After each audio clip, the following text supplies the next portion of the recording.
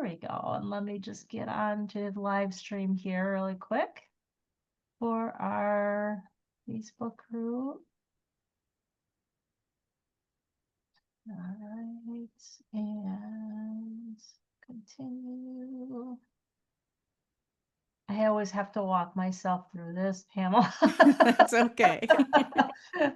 Oh goodness, it's crazy. There we go. Left lines and turbulence. All right. That's probably the hardest thing about our age is just like trying to keep up with the technology and even just Right. social media. I totally agree. So welcome Laugh Lines and Turbulence gang. Thank you so much for tuning in. If you're tuning in now or if you're tuning in later, I'm really excited today to have Pamela Topjian with Top us. Jan. Yeah, with us to just talk about life after 50 and the importance of like really like having those transformations and the importance of that. But first I'm gonna read her bio here. And yeah, and we'll get started. Oh my gosh, where did it go? There we go. Got it. All right. So I'm so excited about our interview today. Yeah. So Pamela is a survivor of CPTSD, a life of trauma and major mental breakdown in her 50s. After a bus ride with a one-way ticket, some downtime, therapy, and persistence, she now lives a life she never thought possible. She changed careers, wrote and published 2 books, which is amazing, and all in her mid 50s, and now she's loving life and loving herself. And Pamela is an author, she's a former nurse, and she also is a pet sitter, which my oldest daughter is too, so I Oh, love nice. that. Yes, there's always need for that, so welcome. Thank you so much for having me on. It's been a while since we first connected, so I'm glad we're finally getting this opportunity. So just thank you so much for having me. I really appreciate it. Yeah, absolutely. So tell me about this transformation that you went through in 50s. Yeah, so as the bio said, I had a major mental breakdown, and this was after my second divorce, and I was still in nursing, still doing nursing, and I was just before 50. I don't know if I was 50 years old or I was 49 years old, but right around that same time. And that's when I got on that bus with the one-way ticket halfway across the country. And then from there, I got some therapy and, really that was a huge transformative time in my life. From before the breakdown, I was very, uh, I was kind of just going through life numb and just had, lifelong trauma continuing from childhood into adulthood. I had had 2 marriages that were abusive in one way or another, both of them very different. And I recently learned in therapy, I have to just say, I recently learned in therapy that a lot of times, so I got married really quickly after the first divorce, which was a huge mistake, but I recently learned that that's very common. That I was married the first time for 15 years, and it was just emotionally and verbally abusive. There was no physical abuse. And the second one was much worse in every way. And that is common. Once you go from one, a lot of times you jump right into the fire from from the frying pan, and it made me feel better to learn that in therapy. So I want people to know if you have gone through something like that, don't beat yourself up like I was. Like, why did I do that? So yeah. So that led up to that breakdown that I had after that second divorce, and at that time, I thought, man, everything's going to be great now. But I crashed. I went the other way. And yeah, that bus ride was really just to save my life. It was like a last ditch effort. And yeah, I was having nightmares and I was suicidal and just, panic attacks. And it was just terrible. And yeah, got on that bus. And then through therapy, really was when I had a major, it was like about the third session or so, pretty early in that I realized I was like, oh, I'm gonna get better. Oh, I'm gonna be able to live, a normal life. Because before that, I wasn't sure that I could. My Mhm. mental state was just the only thing that kept me around was I lost a child, not a last child, I lost a sister when I was young. And so my mother had lost a child already, and I didn't want her to go through that again. So Oh, that kept me holding on longer than maybe I would have otherwise. oh, And so then through therapy, that's when I sort of saw that light at the end of the tunnel. Thought, oh my gosh, it's possible. I'm going to be okay. yeah, So yeah, yeah. Wow, that's amazing. And just like recognizing that just during probably one of your lowest points yeah, in your life, for but sure. wow, and talking about the whole abuse. I mean, we're on the last day of October, right? It's a Right. big abuse awareness month, right? I used to work in that industry. Mm, But sometimes, I mean, yeah, that physical can be really bad, but verbal and financial and all of that can be just as devastating for yeah. women and really feed into your self thoughts, Oh right? yeah.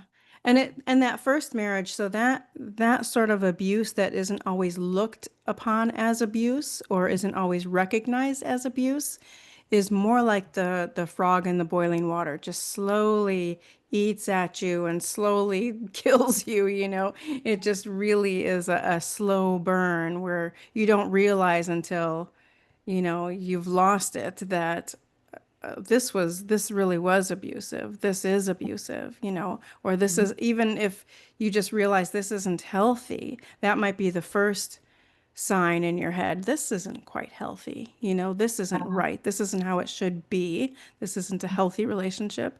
And it doesn't mean that all of a sudden give up on those things. I think it's important to know that, we did go through or try some marriage counseling and stuff like that. Um, so, I mean, anytime that there's physical abuse or really any kind of abuse, I think it's okay to leave and then you want to be safe, is what I'm trying to say. You want to make sure you're safe. That's important. yeah, So, yeah. yeah, absolutely. So that's excellent. I'm so glad that you just found it within yourself, even just to buy that bus ticket, because that's a huge step that you made. Where were you headed? So I lived in Missouri at the Okay. time, and I'd lived in so many different places throughout my life. But I Yeah. was living in Missouri at that time, and I was coming to California. So I'm in California now. Yeah. And so I had a friend who had been through something similar with, a terrible divorce and had a lot of anxiety and depression and that.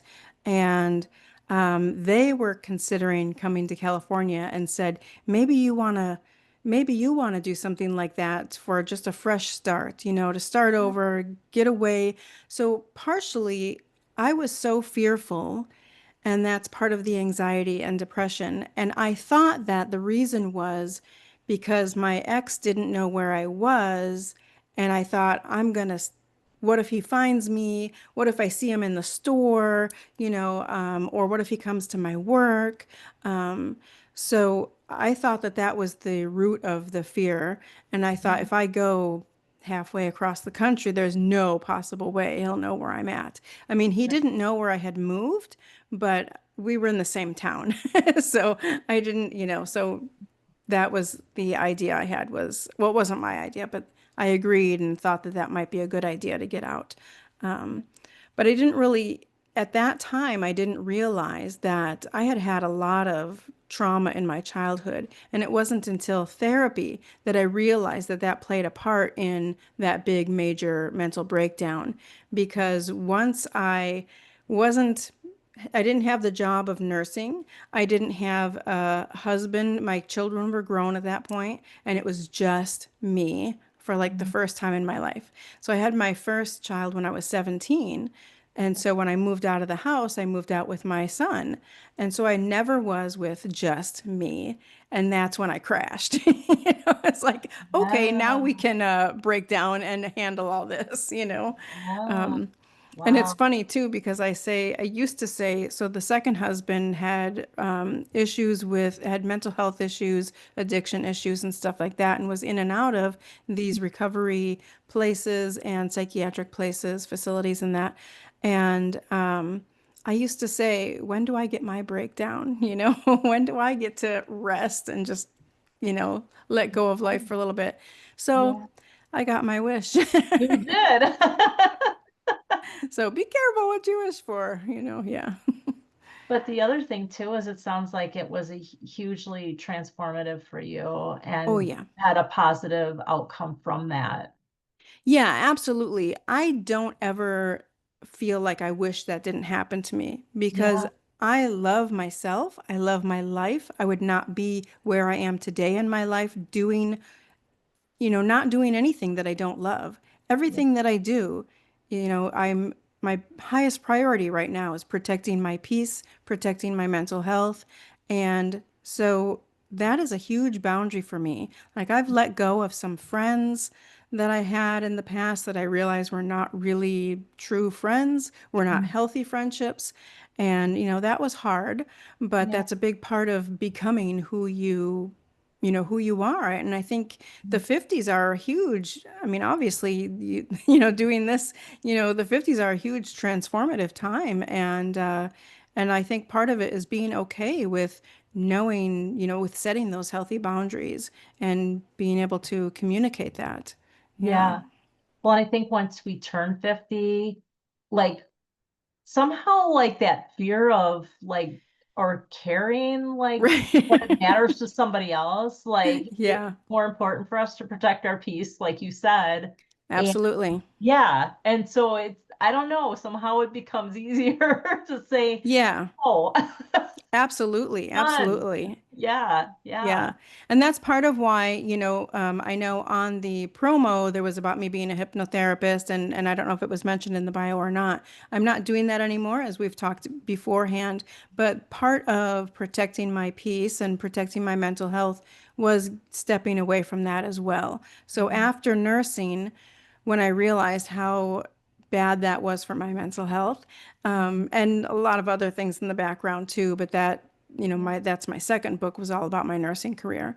But Mhm. stepping away from that, I went into hypnotherapy and got certified in that because I had looked into it several years earlier and really fell in love with it. But because of my life circumstances, I wasn't able to switch careers at that time. So once I finally was, which was just 2019, then I became certified in hypnotherapy for 2020 and was pretty busy 2020, 2021, 2023. It started going downhill a little bit and even more so in 2024. And I was doing the pet sitting on the side. But 2023, 24, pet sitting was like full time, was just taking off. And Yeah. it still is. I'm super busy with that and I love it. I love every minute of it. And so then the certification was going to expire at the end of this year, which, now we're coming up to. So in the beginning of this year, I thought, just sort of doing a self-reflection kind of a thing, like what is causing me the most stress in my life right now? And that's when I decided it's not hypnotherapy itself. I fully believe in it and support it and love it, but Mhm. it was the entrepreneurship, all that it would takes to even try to be, successful in that. It takes so much. And that was causing me so much stress. And I thought, you know what? I love pet sitting. I don't need to, you know, beat myself up every day or push myself so far out of my comfort zone or whatever to try to be an entrepreneur. So Mhm. that's why I've stepped away from it. Yeah. Well, and the thing is, so I'm a licensed clinical social worker. Mm-hmm. And so for my full-time day job, and then I've got all the other stuff. Right, right. But, really with a lot of those therapies, you take on a lot of the other person's energy and It's a lot of responsibility too, it it feels really like. is, and it can be Mm-hmm. really, like, depleting on some days, and, like, with the pet sitting, that probably fills your cup so much. I Oh, know it yes. my daughter, so Yeah. she loves doing that, and she just loves the animals and helping them and loving on them, so, Yeah. yeah, that's Yeah, so cool. absolutely. Yeah, Excellent. and I did have a business coach, and we talked about, you know, we talked about the hypnotherapy, which is the main reason I got the business coach, but then also talking about the pet sitting. And the business coach was like, "Why are you putting so much stress on yourself to sit?" You know, I always said hypnotherapy is what I'm a hypnotherapist and I do pet sitting on the side, but it was really going the other way around, in the last year or two.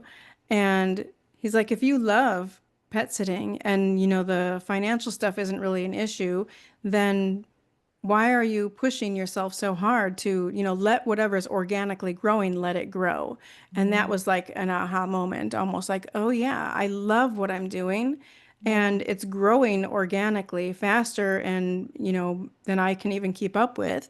I've had to narrow my service area, let mm, some clients go, and just be really sort of picky about what I do and what clients I take. And now I'm not taking any new clients because I'm so busy with that, and I love it. that's Yeah. amazing.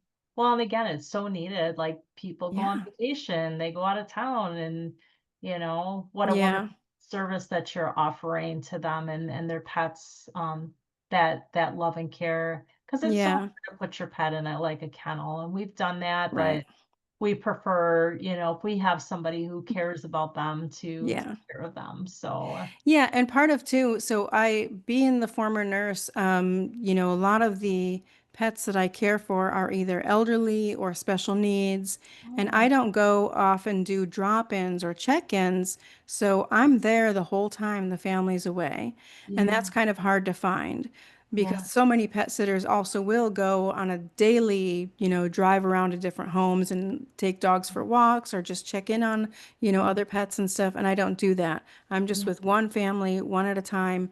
yeah. And I think, like I said, I think being the nurse, before that families trust me with giving them their medications and being aware of changes that might happen in their elderly pets and that. Yeah, I love that. Oh my Yeah. gosh. So tell me about your two books that you wrote. I'm so Okay. interested and intrigued about that. Yeah. An So author too. so we're moving house, and so Yeah. I usually had them up here. I had a book stacked up on my desk, and now they're packed, so I don't have them to show. But That's all right. but the first one is I didn't come this far to only come this far, and that is. That was a big part of my healing was writing everything out. And I wrote that during the time that I was in therapy. So right after I came to California, I started writing that. And I started writing it as a journal just to kind of connect the dots, fit those puzzle pieces together, and understand the childhood and what led up to what and how I got to where I was at that time.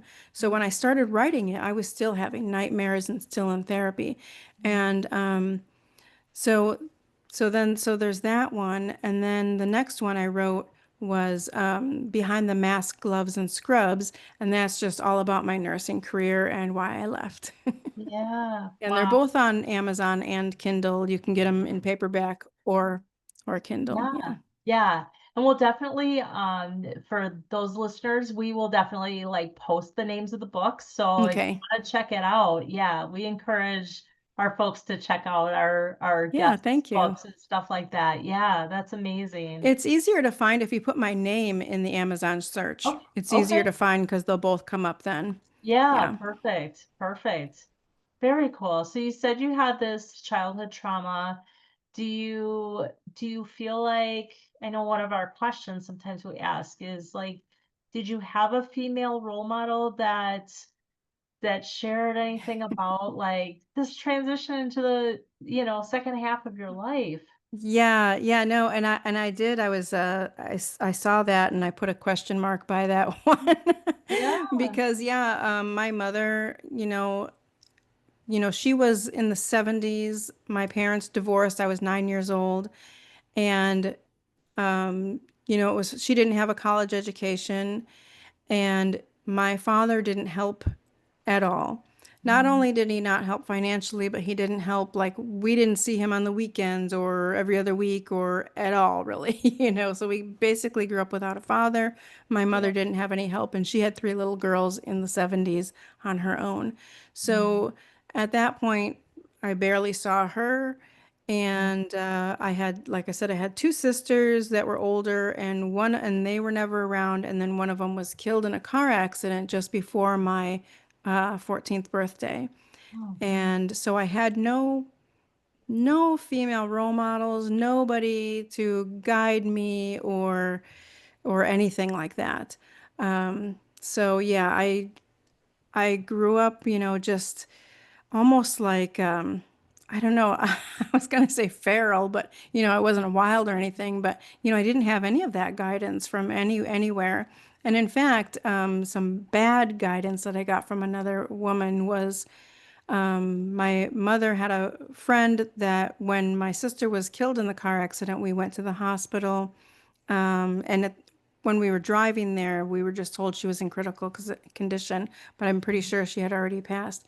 But anyway, my mother's friend didn't let my mom drive, so we drove together. So I was in the waiting room with my mother's friend, and my mother was, back in the back.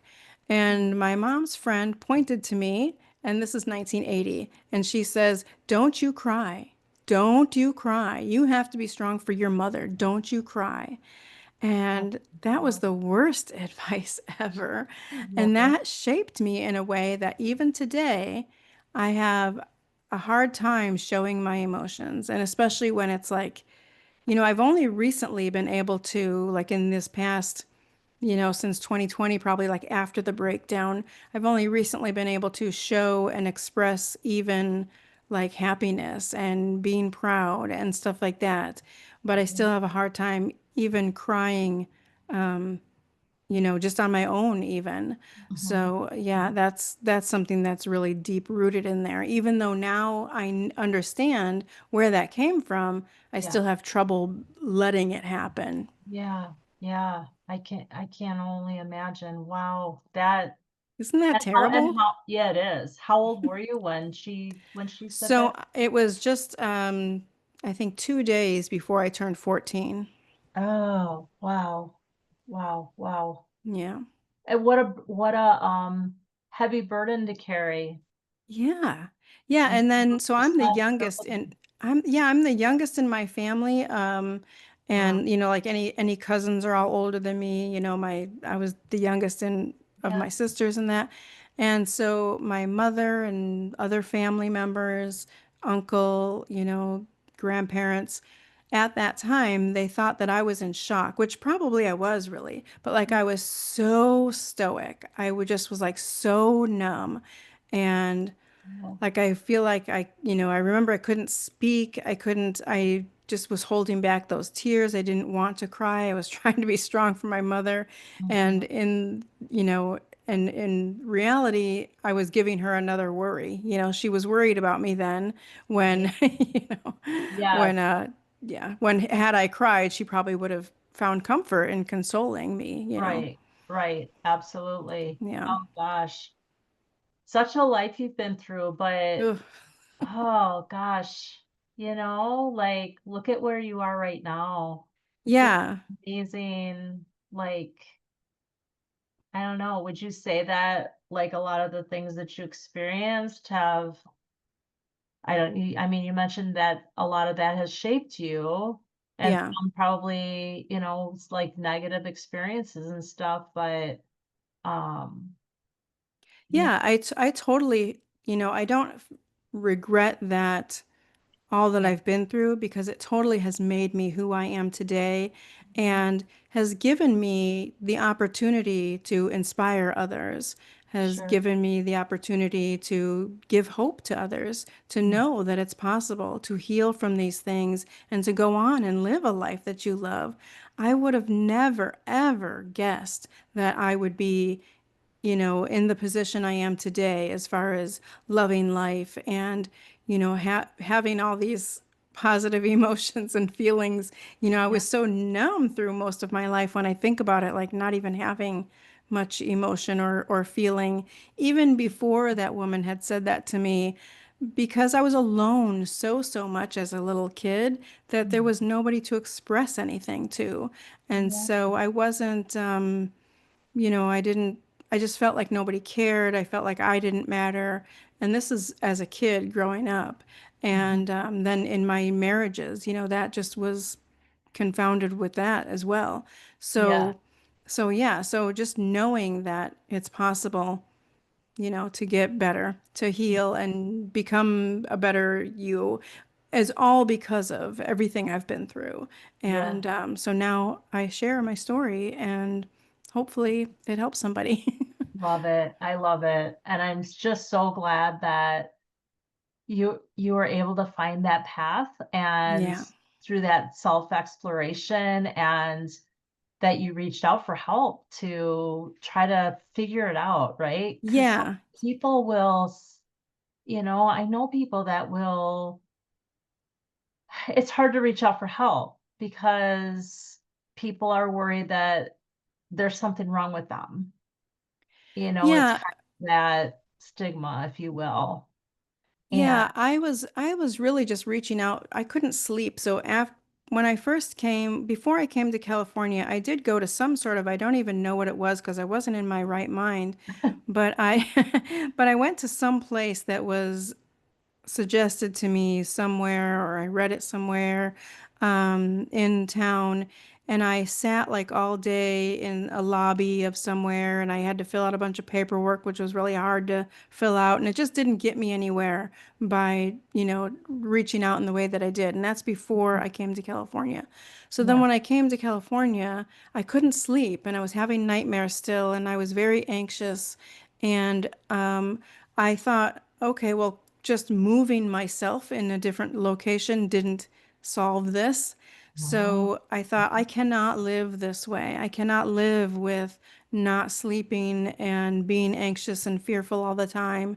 And I still was suicidal at that time. And I was like, I can't live like this. So yeah, let me do what I can. If I know I've done everything I can, then, and I still am not getting better, then that was it for me.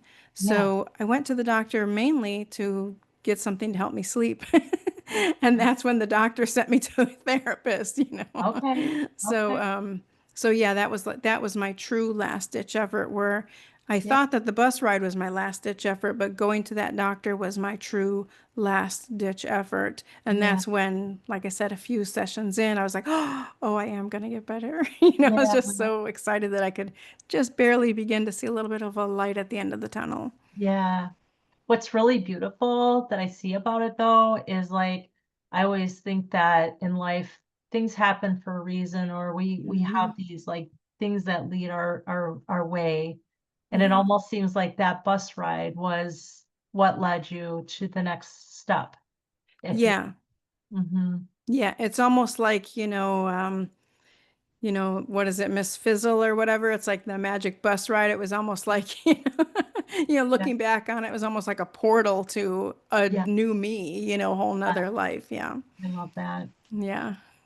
Pamela, you have we ask all of our guests like what book they found the most inspirational or Mm. helpful to them.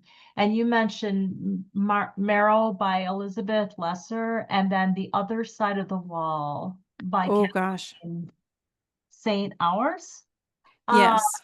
so tell me about a little bit about those books and what you found so inspirational or helpful about them.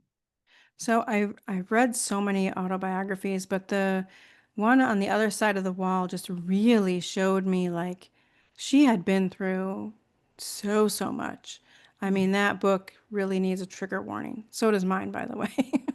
But We'll add man, that that. was a rough one to read, but she wrote it so well, and it just really shows what people can go through in childhood, and the adults around her didn't know what was going on. Yeah. And um, just, just what is it, the strength that people can have, the Yeah. strength that people can have to go on and live a normal life and enjoy their life. She, like I said, the same for me. I feel like my book gives that information too, but she had been through such really, really horrific things. A lot of what I've been through is a lot of similar things that a lot of other women have been through. Mhm. And but that book was just so inspiring that people heal. You know, it's just amazing. That human resilience. And Oh, that's what I love about books like that. yeah, It really gets to the heart of resilience. And yeah, I also feel like I love the fact that people share their stories because, like you said, if you can help another person by sharing your story, by yeah, reaching out and doing that, you can have such an influence through what you've been through to even normalize it for another person. Like, yeah, you're not the only one. right. Um, my situation might be a lot different or a little different than yours, but we're kind of like here to lift each other up. Yeah, yeah. Yeah, I love that. And tell me about Meryl. So honestly, I don't remember. I know it was like almost a year since we I But there is love that. another there is another book. Yeah. There is another book though that before like while I was in therapy and Mhm. while I was writing my own book still as a journal, one of them that inspired me to write my own story as far as publishing it Yeah. um, was The Shape of a Woman. And I don't remember the author, but her first name is Jen, and I can't remember her last name. But the Yeah. book is The Shape of a Woman or just Shape of a Woman. And her too. She had been through such horrific things in her childhood. And that's the book that really kind of inspired me to maybe I should publish my book, or maybe I should make the journal more into a story. And Yeah. so, yeah, that was a very inspirational book for me too. Love that. I love Yeah. that so much. Well, and I'm so glad that you took the step to do it Yeah, thank you. and took the courage, and because it takes a lot of courage to publish your book, people. It's Yeah. It's Yeah. like, oh, are people gonna like it? Are they gonna like, is it gonna do okay? So, Yeah. yeah, Yeah, it's so once I did that, I changed all the names. Even my name is not my name. I've named myself Patience rather than Pamela in there because I yeah, wasn't when I first was decided to publish it and I was going through it again to make it more into a published book than just like a journal. yeah, I wasn't sure if I was going to publish it under my own name. And one of the things that made me decide to go ahead and publish it under my own name was I was thinking that my children, I don't have any grandchildren yet, but I still may in the future, but whether it's grandchildren or whatever ancestors, whoever I'm an ancestor to down the road after I'm gone, yeah, that they could find the book and yeah, see what the life that one of their ancestors had lived and the perseverance and the resilience. So, hopefully my whether it's my children after I pass or down the road, they can see what they've come from and they can realize if they are going through something, oh, this ancestor made it through a lot of tough times too. And, that's in my blood. That's who I'm part of. And then also my kids could see kind of what happened to mom, because they don't know all of it. And yeah, they haven't read the book and they may later after I'm gone. yeah, But just yeah, kind of like, oh, that's what was going on. yeah, yeah, for sure. So is it written in like more like fiction, or is it nonfiction? You just change the names? Right. It's Okay. nonfiction, just the names are changed. And Yeah. then, of course, there's some stuff about nursing even in the first book. And of course, Yeah. if it was a little, if it was a male or a female, I changed the gender or, Yeah. just change some little things around so there's no identifying information Yeah. for patients that I had had. And then in the second book, that is all about the nursing career, I changed a lot of things about the people that I'm talking about, a lot of the patients' families, the companies that I worked for. I've changed a lot of those things, but I don't consider it fiction because it's all true. It's just it's just protecting the identities of other Right, people. right. Yeah. That's smart, something smart that writers do. So Yeah, right. protect themselves and to protect others. So Yeah. yeah, for sure. Well, thank you so much for meeting with me today. I am just everybody. I forgot to mention that Debbie isn't here. She's on a trip today, so I'm flying solo while she's flying. So, but yeah, Pamela, thank you so much for coming and sharing your story. And we will definitely like post this. Well, this is live on Facebook, but Yeah. we'll post your links and all of that and let folks know where to find you. So obviously, like if somebody's in Pennsylvania, they're not going to be contacting you um to do dog sitting. But if anybody ever has any questions about like your writing journey or anything like that, I mean, would you be open to questions if somebody? Absolutely. You know, when Okay. I was first writing my books, I felt all alone because people don't really help you through that. I'm totally willing to answer any questions or talk Yeah. about it or yeah, yeah. Yeah. What's the best way for somebody to reach you then? Yeah, so they can either, my Facebook name is Pamela Marie Topjian, and they can message me through there, and or I'm on Instagram at innerjourney.pamelatopjian, or I don't mind. I guess I don't mind sharing my email. It's just my last name and then 66, the year I was born, at Gmail. So Nice. that's totally fine. But put in the I get a lot of spam, as most of us do. So put in the subject the name of this podcast, and then I'll know that it was somebody from here.